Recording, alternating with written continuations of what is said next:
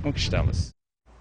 E para a gente falar sobre metas e frustrações, vou receber aqui no estúdio agora o psicólogo Augusto Vaz, para a gente bater um papo. Bom dia, Augusto. Bem-vindo. Bom dia, Patrícia.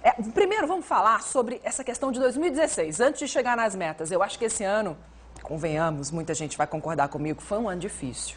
Né? Não só por causa da crise financeira, mas por causa da instabilidade política do país, que desestabiliza muita gente também.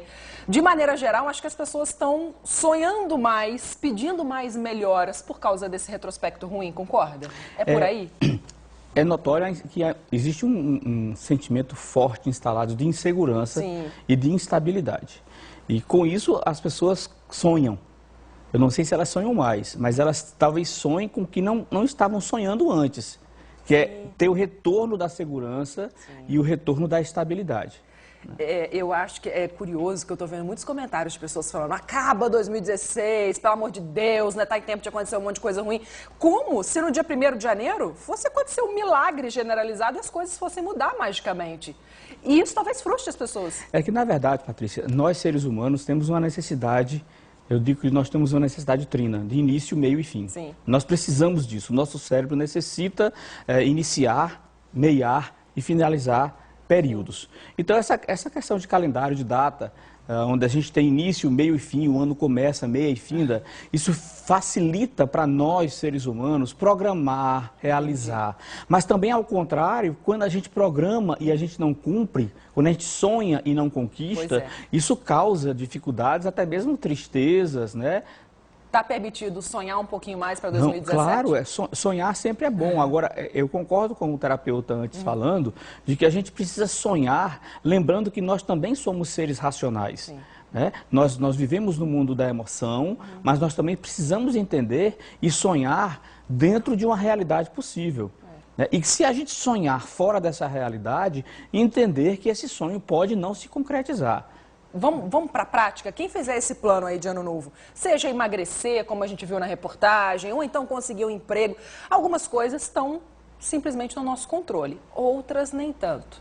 Como fazer para conseguir executar tudo isso? Eu entendo que na vida a gente tem questões de prioridades. Sim. Né? E a gente sempre tem muita facilidade de programar coisas que são palpáveis. Né? Emagrecer, comprar um carro.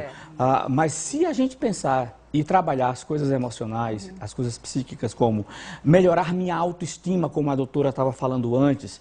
Essa autoestima, uma pessoa com a autoestima elevada, ela vai conseguir projetar muitas outras coisas sem nem mesmo precisar programá-las. Se eu tenho uma autoestima boa, se a minha autoestima está bem trabalhada, eu logicamente vou cuidar do meu corpo, eu vou cuidar eu vou ter força para conquistar coisas, eu vou ter maturidade para discernir o que é viável ou não. Então, eu sempre bato nessa tecla. A melhor estratégia é você cuidar da sua autoestima. Sua autoestima equilibrada, ela vai trazer benefícios gigantes. Então, inclusive, fazer com que você sonhe e sonhe de forma funcional. Nossa cabeça faz coisas, né? Faz Sem muita. dúvida nenhuma. Você estava falando aí de uma questão psicológica, que a partir do dia 1º de janeiro parece que as pessoas criam forças para começar, né? Ou para recomeçar, enfim, seja como for. E aí, antes disso, na virada, existe um quesito psicológico ali muito importante, que as pessoas acreditam que na virada da meia-noite é muito importante estar em família, celebrando, falando só coisas boas, orando muitas vezes, rezando. E às vezes as pessoas não conseguem ter esse Réveillon dos sonhos. Qual que é a importância desse contexto para a mente já começar o ano assim, tendo a sensação de que é com o pé direito? Tudo que você falou para mim, eu entendo que é muito importante. Estar em família, a sua manifestação religiosa, né?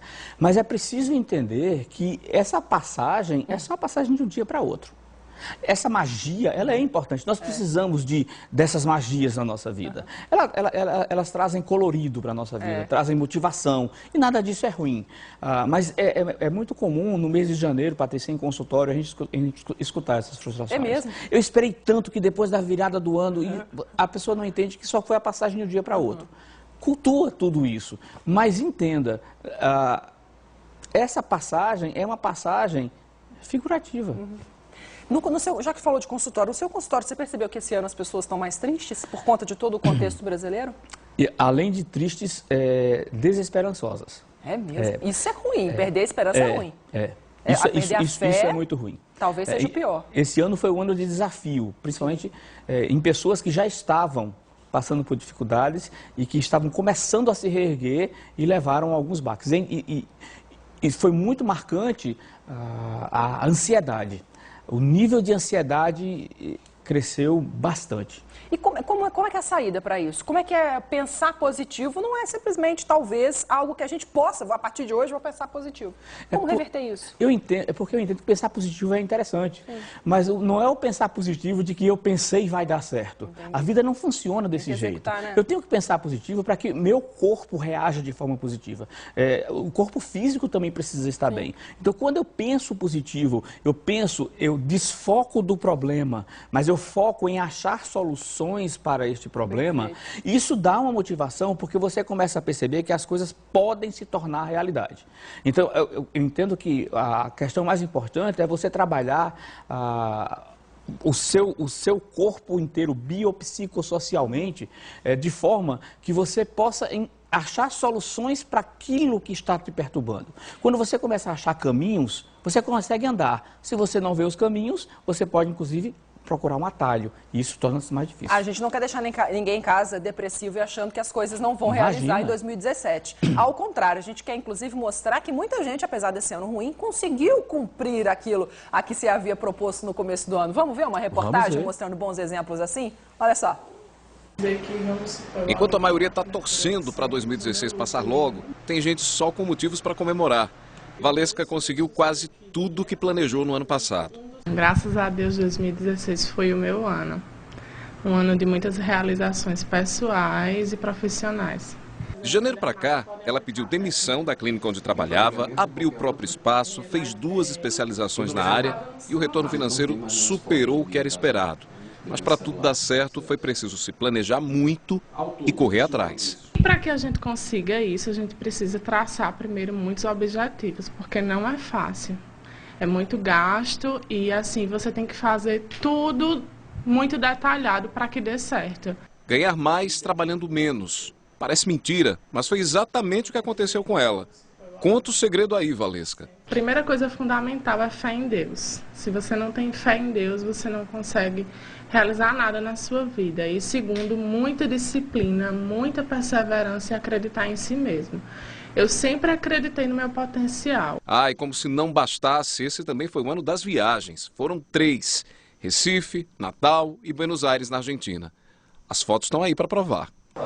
Outro que só vai guardar boas lembranças deste ano é João Carlos. Depois de 10 anos de namoro e noivado, ele finalmente conseguiu casar. Para ele, a maior conquista do ano.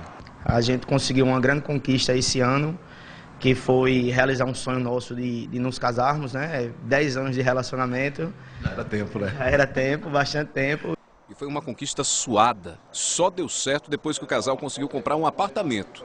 Outra meta cumprida a tempo em 2016. Pra gente foi um ano, graças a Deus, muito tranquilo, assim, né? Apesar de passar por algumas dificuldades para conseguir nossas metas, estamos aí, felizes, né, meu amor? Com certeza. Se para muita gente este é um ano para se esquecer, ficam aí os exemplos de paraibanos que correram atrás, conseguiram o que queriam e ainda estão cheios de novos planos para 2017.